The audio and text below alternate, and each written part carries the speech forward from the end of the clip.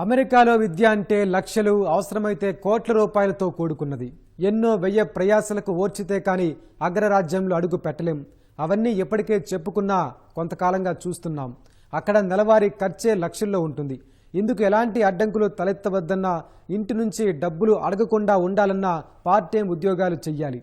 ఇందుకు కొన్ని నిబంధనలు కూడా ఉన్నాయి. ఇంతకాలం వాటిని పట్టించుకున్నా లేకపోయినా ఇప్పుడు మాత్రం పక్కాగా ఫాలో కావాల్సిన పరిస్థితులు వచ్చాయి. ట్రంప్ రాకతో కాదు కూడదంటే డిపోర్ట్ అయ్యే ప్రమాదం కూడా పొంచి ఉంది. ఇప్పటికే ఆ ప్రభావంతో ఎంతోమంది పార్ట్ టైం జాబులు పోయాయి. కొంతమందికి వాళ్లే మానుకున్నారు. విధిలేని పరిస్థితిలో నానా డబ్బులు పంపండి ప్లీజ్ అనే రోజులు తలెత్తాయి. మరి పరిస్థితిలో అమెరికా వెళ్లాలా వద్దా? అమెరికాలో ఉన్నత చదువుల కోసం వెళ్లే వారికి కొండంత ఆశ పార్ట్ టైం ఉద్యోగాలు.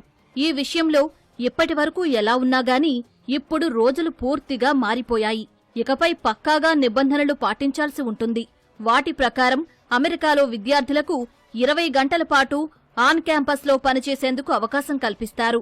సమ్మర్, వింటర్ హాలిడేస్లో దాదాపు 40 గంటలు ఆన్ క్యాంపస్ పనిచేసేందుకు వెసులుబాటు ఉంటుంది. కానీ ఆఫ్ క్యాంపస్ అంటే క్యాంపస్ బయట ఎలాంటి ఉద్యోగాలు చేసుకునేందుకు నిబంధనలు అనుమతించవు. ఇక మంచి జీపీఏ సాధించిన వారికి యూనివర్సిటీ ఉపకార వేతనాలు ఇస్తాయి. రీసెర్చ్ ఓరియంటెడ్ ప్రోగ్రాంలకు అమెరికాలో అధిక ప్రాధాన్యత ఇస్తారు. ఈ నేపథ్యంలోనే ప్రతిభగల విద్యార్థులకు రీసెర్చ్ అసిస్టెంట్షిప్, టీచింగ్ అసిస్టెంట్షిప్ పొందేందుకు అవకాశం ఉంటుంది. దీని ద్వారా కొంత ఆర్జించే వెసులుబాటు కలుగుతుంది. ఇలాంటి సౌలభ్యాలు ఉండటంతో తొలి ఏడాది ఎలాగోలా అప్పు చేసైనా చదివిస్తే ఆ తర్వాత వారు ఏదో ఒక పార్ట్ టైం కొలువులో చేరి ఖర్చులు వెళ్లదీసుకోవచ్చని విద్యార్థుల తల్లిదండ్రులు భావిస్తూ ఉంటారు.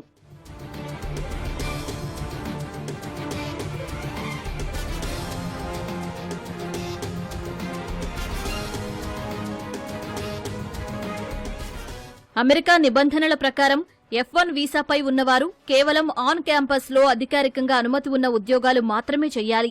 కానీ ఆన్ క్యాంపస్ ఉద్యోగాలు చాలా తక్కువ ఉండటం, వర్క్ అవర్స్ పరిమితి కూడా తక్కువగానే ఉండటంతో ఎక్కువ శాతం మంది ఆఫ్ క్యాంపస్ ఉద్యోగాల బాట పడుతున్నారు. దీనిని అమెరికా ప్రభుత్వం, స్థానికులు వ్యతిరేకిస్తున్నారు.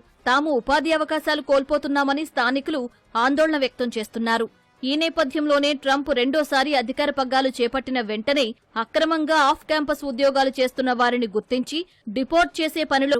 సో ట్రంప్ వచ్చిన తర్వాత రాకముందుకి ఏంటి డిఫరెన్స్ ఉంది? రూల్స్ ఏమైనా చేంజ్ అయ్యాయా అంటే ఏమి చేంజ్ అవ్వలేదు. స్టూడెంట్ వీసాకు సంబంధించి కానీ పార్ట్ టైంలో కానీ ఏమీ చేంజెస్ లేవు.